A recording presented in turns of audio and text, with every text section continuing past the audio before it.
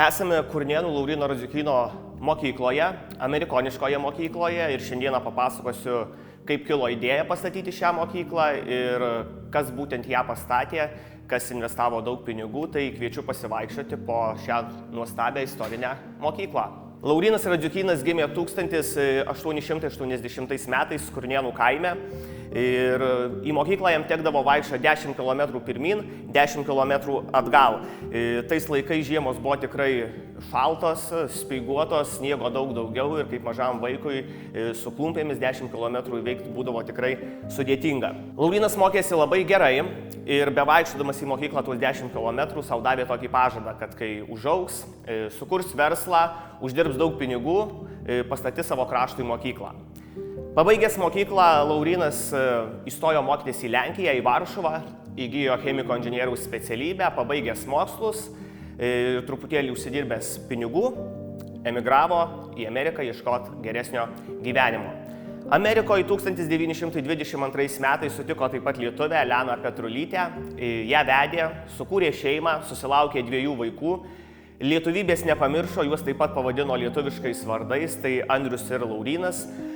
Na, o 1923 metais užsidirbė šiek tiek pinigų, už 500 JAV dolerių nusipirko bankrutuojantį smilkalų fabriką. Kadangi pats buvo chemikas inžinierius, sukūrė 23 naujas smilkalų rūšis, jas užpatentavo, pasirašė sutartį su didžiausiomis bendrovėmis. Verslas vystėsi gerai, Laurynas uždirbo tikrai daug pinigų. Na ir prisiminė vaikystėje sau duotą tą pažadą ir 1934 metais Kurnėnų kaime prasidėjo labai malonus šurmulys - mokyklos statybos. Tai Laurynas iš savo kišenės mokyklos statyboje skyrė 160 000 litų, 11 000 litų skyrė Alytaus valdyba, na ir prasidėjo mokyklos statybos. Tai balto ąžuolo parketas, technika, skalūninės, akmens lentos. Viskas buvo atgabenta iš Amerikos, išskyrus plytos ir čerpės buvo pirktos Marijampolėje, Lietuvoje. Mokyklą statė Balkūnų kaimo darbininkai.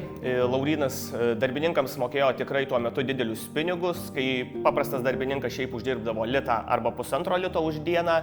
Laurynas jiems mokėjo 3–3,5 lito. Mokyklą pastatė per 2 metus ir 1936 metais spalio 1 dieną suskambėjo pirmasis skambutis. Į mokyklą sugužėjo 51 mokinys, 2 mokytojai ir mokyklos direktorius Mykolas Ražanskas. Mokykla tuo metu buvo kažkoks kaip stebuklas Kurnėnų kaimo gyventojams, kadangi turėjo 2 klases, gyvenamasias patalpas mokytojams ir direktoriui, sporto sales, centrinį šildymą, vandentiekį, dušą. Mokykla turėjo 97 metrų gylio gręžinį, turėjo vėjo jėgainę, kurios pagalba buvo gaminama elektra ir pumpuojamas vanduo į 5 tonų ąžuolinę bačką, kuri taip pat buvo atgabenta iš Amerikos. Taip pat mokykla turėjo vėtrungę, žaibolaidžius. Tai tuo metu buvo toks kaip didelis stebuklas Kurnėnuose.